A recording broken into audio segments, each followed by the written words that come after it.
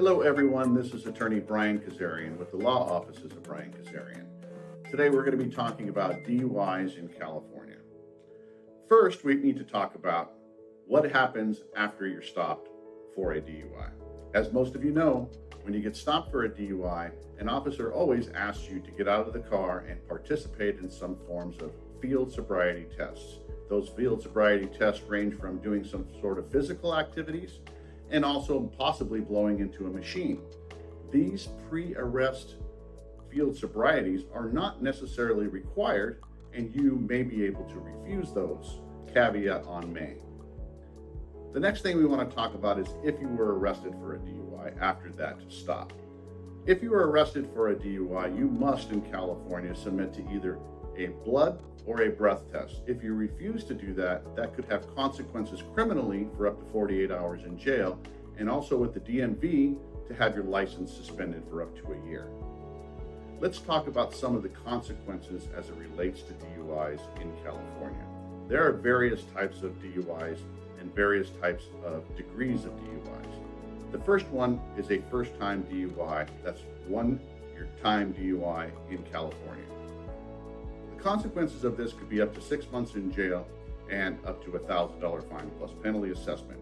You'd have to do the 3, 6, or 9-month alcohol school, and you may have to do some other type of community service. The second type of DUI is a second-time DUI. That's a second-time DUI within a 10-year period in California.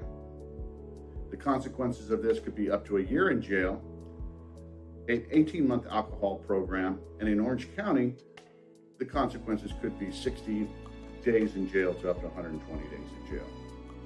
Third-time DUI in California has a mandatory minimum of 120 days in jail, an 18-month alcohol program, and possibility of any type of other school that the court could require you to do.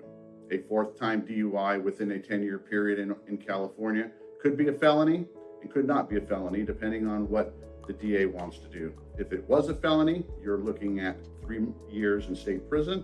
If it's a misdemeanor, up to 1 year in the county jail.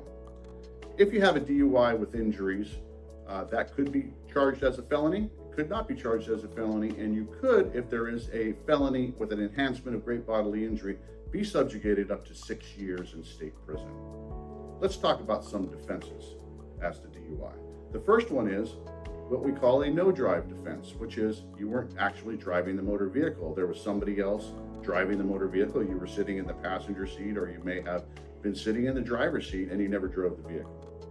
The other one, and it's a real common one, called the rising blood alcohol, which has a little bit of a technicality to it.